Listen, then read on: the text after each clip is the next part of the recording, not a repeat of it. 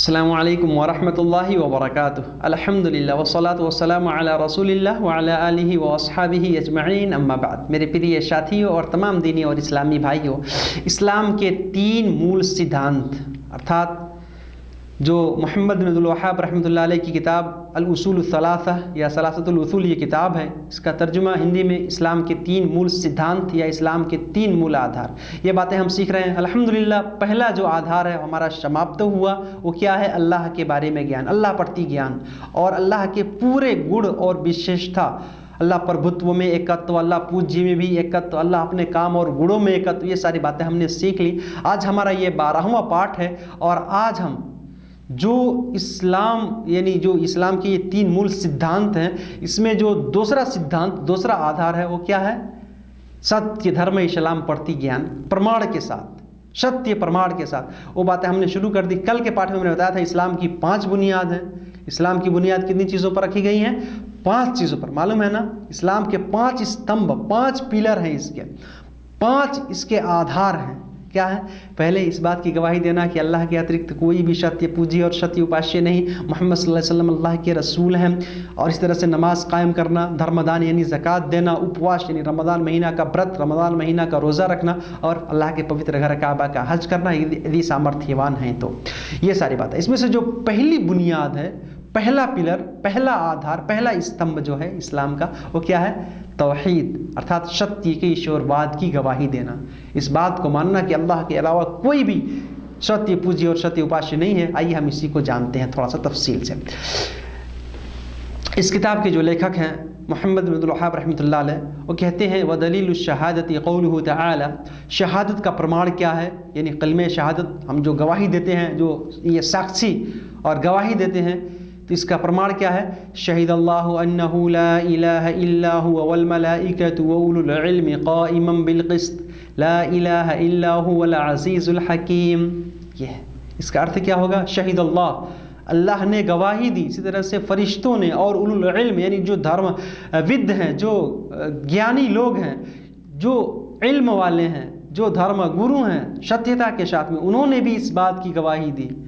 क़ाइमन bill क़िस्त, जो अल्लाह ताला इंसाफ के साथ कायम है। ला इलाहा इल्लाहु, उसके अतिरिक्त कोई भी सत्य पूज्य और सत्य उपास्य नहीं है। और वो अल्लाह प्रभुत्वशाली, विवेकशील, सर्वशक्तिमान, सर्वबुद्धि संपन्न है। अल्लाह ताला अजीजुल हकीम है, सर्वबुद्धि, अल्लाह ताला हिकमत वाला। और इसी तरह से अल्लाह ताला हर चीज़ पर गालिब यानी सर्वशक्तिमान, हर चीज़ पर सामर्थ्यवान है। मेरे भाइयों, यहाँ पे क्या है? गवाही देने के माने में, तो हम ये गवाही देते हैं कि अल्लाह के अतिरिक्त कोई भी सत्य पूज्य और सत्य उपास्य नहीं है। ला इलाहा इल्लाहु, ला इलाहा इल्लल्लाह मुहम्मद रसूलुल्लाह। कोई भी व्यक्ति अगर इसको ग्रहण नहीं करता है, अपने हृदय में इसको नहीं बसाता है, मेरे भाइयों, वो मुसलमान नहीं हो सकता। अगर किसी ने सत्य मन से अल्लाह के ऊपर विश्वास नहीं किया, इसी तरीके से ला इलाहा इल्लल्लाह की जो शर्तें हैं, इसके तकाजे को, इसके मांग को अगर उसने पूरा नहीं किया, वो कितना भी रोज़ा रखेगा, नमाज़ें पढ़ेगा, ज़कात देगा, हज करेगा, उसका स्वीकार नहीं होगा। इसी वजह से पहले इसको समझने का हमें प्रयास करना चाहिए। मेरे भाइयों, ला इलाहा इल्लल्लाह जो है, आइए पहले हम इसको अर्थ को जानते हैं। इसका अर्थ क्या होता है? तो सिंपल सा है, ला इलाहा, आप देखें, ला मतलब नहीं, नो। ला इलाहा, आप देखें, ला इलाहा, कोई भी सत्य पूज्य नहीं, कोई भी सत्य उपास्य नहीं। अल्लाह अर्थात अल्लाह के अतिरिक्त लोग जितने भी झूठे ईश्वर की उपासना करते हैं, सबका परित्याग कीजिए, सबको छोड़िए, सबको त्यागिए, सबसे पहले सबका इनकार कीजिए। ला इलाहा, इस पूरे ब्रह्मांड में कोई भी ईश्वर नहीं, कोई भी सत्य पूज्य, सत्य उपास्य नहीं। ये नेगेटिव अर्थात नकारात्मक भाग है ये। फिर उसके बाद पॉजिटिव अर्थात सकारात्मक भाग, इल्लल्लाह, मात्र अल्लाह, सिर्फ और सिर्फ अल्लाह। पहले सारे झूठे ईश्वर को त्यागिए, छोड़िए, अपने दिल को पवित्र और साफ कीजिए, अल्लाह की इबादत कीजिए। तो इसका अर्थ क्या होगा? ला इलाहा इल्लल्लाह अर्थात अल्लाह बाहिक और कोई भी सत्य पूज्य और सत्य उपास्य नहीं है। मेरे भाइयों, इसका अर्थ यह है कि अल्लाह के प्रभुत्व में, अल्लाह के पूज्य होने में, इसी तरह से अल्लाह के काम और गुण और विशेषता में कोई भी अल्लाह का सहभागी और साझेदार नहीं है। जो लोग सहभागी साझेदार बनाते हैं या अल्लाह ही की तरह शक्ति औरों में होती है, इसका अगर इस भ्रम में अगर वो लोग हैं तो मेरे भाइयों वो बर्बाद है, वो एकदम पथभ्रष्ट हैं। उनको सही मार्ग पर आने का प्रयास करना चाहिए। मेरे भाइयों, मैं संस्कृत बातें बता रहा हूँ तो ला इलाहा इल्लल्लाह का मतलब हम समझ गए। अब ला इलाहा इल्लल्लाह के जो तकाज़े हैं, जो इसके मार्ग, जिसके शर्तें हैं, 7 या 8 शर्तें, आप उसके बारे में ज्ञान हासिल कीजिए, वो क्या क्या हैं। इंशाअल्लाह मैं अगले पार्ट में ये सारी बातें बताऊँगा, फिर उस तरह से अपने जीवन यापन करने का प्रयास कीजिए। मेरे भाइयों, ये जो है ला इलाहा इल्लल्लाह, इसको और व्याख्या के लिए इस किताब के मुसन्निफ़ ने एक और कुरान की आयत को यहाँ प्रस्तुत किया है। वो क्या है? इब्राहीम अलैहिस्सलाम के बारे में। वइज़ क़ाल इब्राहीम लिअबीही व क़ौमिही इन्ननी बराउम मिम्मा तअबुदून। इब्राहीम अलैहिस्सलाम ये अल्लाह के बहुत ही प्रतिष्ठित भक्त, एक श्रेष्ठ और महान पैगंबर हैं, संदेशवाहक हैं। आप लोग नाम सुने होंगे, बहुत ही बरगुज़ीदा बंदे अल्लाह के। बल्कि जैसे ये पूरी मानव जाति आदम अलैहिस्सलाम की संतान है, तो इब्राहीम अलैहिस्सलाम को अबुल अंबिया यानी सारे नबियों का पिता कहा जाता है। क्यों? क्योंकि जितने भी नबी आए इब्राहीम अलैहिस्सलाम के बाद, सब उन्हीं के संतान में से आए। हमारे नबी मोहम्मद सल्लल्लाहु अलैहि वसल्लम भी उन्हीं के संतान में से हैं, जिनको अब्राहम भी कहते हैं। तो उन्हीं के संतान में से आप सल्लल्लाहु अलैहि वसल्लम भी हैं। और जो उनका धर्म था, सत्य धर्म, दीन हनीफ, वो इस्लाम, सत्य इस्लाम था। इसी वजह से मेरे भाइयों, असल हमको समझना चाहिए संदेशवाहक क्यों आए दुनिया में, ताकि वो धर्म के अंदर जो लोगों ने परिवर्तन और गड़बड़ी कर दी थी, उसी को नवीकरण, उसी को स्वच्छ, उसी को साफ और पवित्र करने के लिए बस। तो इब्राहीम अलैहिस्सलाम के कथन को अल्लाह ने कोट किया। उन्होंने क्या कहा? वइज़ क़ाल इब्राहीम लिअबीही। इब्राहीम अलैहिस्सलाम ये अल्लाह के भक्त, अल्लाह के रसूल हैं, और इनका पिता, इनके बाप आज़र जिसका नाम है, वो बुत परस्त था, बुतों का पुजारी था, मूर्ति पूजा करता था, मूर्ति को बना बना करके बेचता था। इन्होंने अपने बाप से कहा और अपने पूरे समुदाय से कहा, इन्ननी बराउम मिम्मा तअबुदून, कि मैं उस बात से बरी हूँ, उससे मेरा कोई सरोकार नहीं, मेरा कोई संबंध नहीं, मैं उससे बेरक्त हूँ जिसको तुम लोग अल्लाह के अलावा दूसरे की पूजा करते हो, जिसको अल्लाह के अलावा तुम लोग पूजते हो, अपना पूज्य, अपना उपास्य, इसी तरह से अपना भगवान और ईश्वर बना करके तुम पूजते हो, मुझसे इसका कोई सरोकार नहीं। मेरे भाई, अब देखें, एक बुत परस्त यानी मूर्ति पूजा वाले के घर में अल्लाह ने एक सत्यवादी हक परस्त को पैदा किया, इब्राहीम अलैहिस्सलाम को।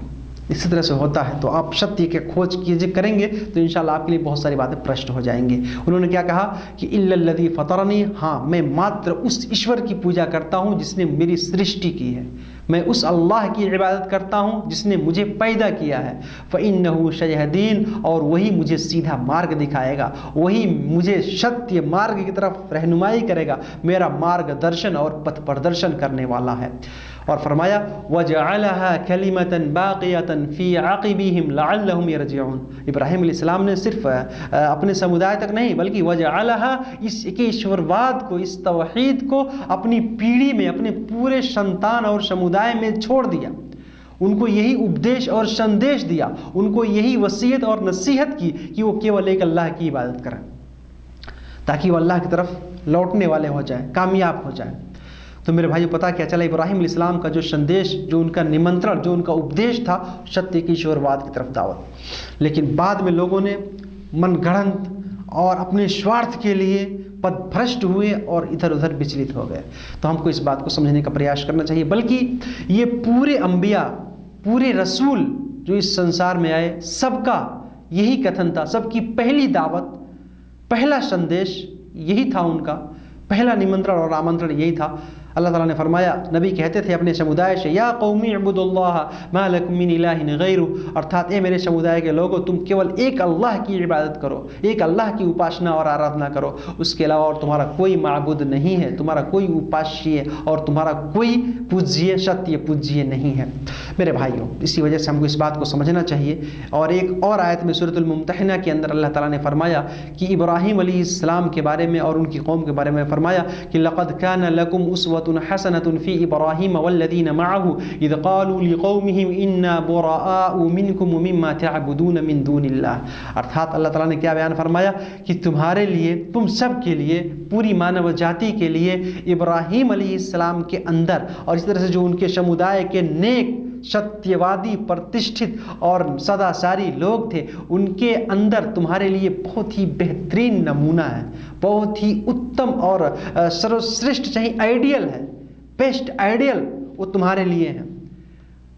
उनकी ज़िंदगी, उनका जीवन तुम्हारे लिए एक उत्तम और श्रेष्ठ दृष्टांत और उदाहरण है। एक ही बहुत बेहतरीन दृष्टांत है, उत्तम दृष्टांत है। कैसे कि जब उन्होंने कहा, इन इब्राहिम अलैहिस्सलाम ने और उनके समुदाय ने, जो गैर मुस्लिम, जो बुतों की पूजा करते थे, मूर्ति को बनाते थे और उससे बेचकर कमाते थे, उन्होंने क्या कहा कि हमारा कोई लेन देन नहीं है। इन्ना बुराअउ मिनकुम, हम बरी हैं उस तमाम चीज़ों से, हम उन तमाम चीज़ों से हमारा कोई संबंध नहीं, कोई सरोकार नहीं, हम उसका त्याग करते हैं, उनको छोड़ते हैं जो तुम लोग अल्लाह के अलावा दूसरे की पूजा करते हो, क्योंकि अल्लाह के अलावा दूसरे की इबादत यह हरगिज़ जायज़ नहीं है। और यही सत्य मेरे भाइयों, हम इसी की दावत देते हैं, हम इसी की तरफ लोगों को बुलाते हैं, क्योंकि यही सत्य है मेरे भाइयों। हमारे जन्म का मूल उद्देश्य भी यही है, क्योंकि हम दुनिया में जन्म लिए हैं, अल्लाह ने हमें पैदा किया है, अल्लाह ने हमारी सृष्टि की है और सारी चीज़ों का मालिक और खालिक केवल अल्लाह है। तो हम उसके दरबार को छोड़ करके किसी और से हरगिज़ ना मांगें, हरगिज़ ना मांगें। कुछ लोग कहते हैं नहीं नहीं, ये वसीला हम बनाते। मेरे भाइयों, वसीला का भी तरीका हमारे रब ने, हमारे पालन करता अल्लाह ने बताया है, हमको इसके बारे में सीखना चाहिए। अला कुल्ली हाल मैं अपनी बात ख़त्म करता हूँ। तो ये जो बात है ना, इसको प्रमाणित करने के लिए एक और आयत कुरान के अंदर है कि यहूदी, क्रिश्चियन जो ईसा अलैहिस्सलाम को भगवान मानते हैं, अपना ईश्वर और गॉड मानते हैं, वो लोग भी शुरू में ऐसा नहीं करते थे, बाद में वो लोग पथभ्रष्ट हुए ईसा अलैहिस्सलाम के चमत्कार को देख करके। लेकिन चमत्कार देख करके हम भ्रमित ना हो, पथभ्रष्ट ना हो, हमको ये सोचना चाहिए। इसी को अल्लाह ने फरमाया कि ए नबी सल्लल्लाहु अलैहि वसल्लम, आप लोगों को बुलाइए किस बात की तरफ? कुल या अहलल किताबि ताअलू इला कलिमतिन सवाइन बैनना व बैनकुम अल्ला नअबुद इल्लल्लाह व ला नुशरिक बिही शय'अन व ला यत्तखिज़ बअज़ुना बअज़न अरबाबन मिन दूनिल्लाह फइन तवल्लव फक़ूलू अशहदू बिअन्ना मुस्लिमून। अर्थात ए नबी सल्लल्लाहु अलैहि वसल्लम, आप अहले किताब से यानी क्रिश्चियन और यहूदियों से कह दीजिए, इन लोगों से, ताअलू इला कलिमतिन, तुम एक ऐसे कलिमा की तरफ आओ, ऐसे शब्द की तरफ आओ, ये कलिमे तौहीद है, यानी सत्य एक ईश्वरवाद की तरफ आओ, जो हमारे और तुम्हारे बीच में कॉमन है, बराबर है। वो क्या है कि तुम भी कहते हो कि पूरी ब्रह्मांड का पालन करता एक है, रचयिता एक है, सृष्टिकर्ता एक है, तो आओ हम केवल उसी एक अल्लाह की इबादत करें। अल्लाह नअबुद इल्लल्लाह, हम अल्लाह के अतिरिक्त किसी और दूसरे की इबादत और उपासना, आराधना हरगिज़ ना करें, कदापि ना करें। वला नुशरिक बिही शय'a, और उसके साथ में किसी को भी सहभागी और साझेदार ना बनाएं। वला यत्तखिज़ बअज़ुना बअज़न अरबाबन मिन दूनिल्लाह, और हम में से एक दूसरे को अपना रब ना बना ले, अपना पालन करता, अपना माबूद ना बनाए, अपना उपास्य और पूज्य ना बनाए, और अल्लाह को छोड़ करके किसी दूसरे के दरबार में चले जाए और उसकी पूजा करें। ऐसा हरगिज़ ना करें। अल्लाह ने नबी सल्लल्लाहु अलैहि वसल्लम को यह आदेश दिया कि आप लोगों की इस तरफ बुलाइए कि जब तुम ये मानते हो तो आते क्यों नहीं? मानते भी हो, अल्लाह के साथ शिर्क भी करते हो, अल्लाह को सृष्टिकर्ता, पालन करता मानते भी हो, लेकिन अल्लाह के दरबार को छोड़ करके किसी और को, मूर्ति को, ईसा अलैहिस्सलाम की और दूसरी चीज़ों की जो है पूजा शुरू कर देते हो। मेरे भाइयों, ये सही नहीं है। पूजा उपासना केवल एक अल्लाह, यहाँ जो बड़े बड़े अल्लाह के प्रतिष्ठित भक्त हैं, संदेश वाहक हैं, सबका आदर और सम्मान दिल से, सबका एहतराम, लेकिन इबादत केवल एक अल्लाह है, इबादत केवल एक अल्लाह है। ये इस्लाम की एक विशेषता, एक उत्तम और अफजल और श्रेष्ठ ये गुण है, एक खुसूसियत है जो अल्लाह ताला ने प्रदान किया है। मेरे भाइयों, इसी वजह से हमको इस बात को समझना चाहिए। और अगर लोग नहीं मानते, फ़इन तवल्लव, अगर इससे विमुख लोग हो रहे हैं, दूर हो रहे हैं, नहीं मान रहे बात, तो आप कह दीजिए फ़क़ूलू अशहदू बिअन्ना मुस्लिमून, कि तुम लोग गवाह रहना, इस बात का साक्षी रहना कि हम मुस्लिम हैं और हम जो है सत्य धर्म इस्लाम का पालन कर रहे थे, हम अल्लाह की इबादत कर रहे थे।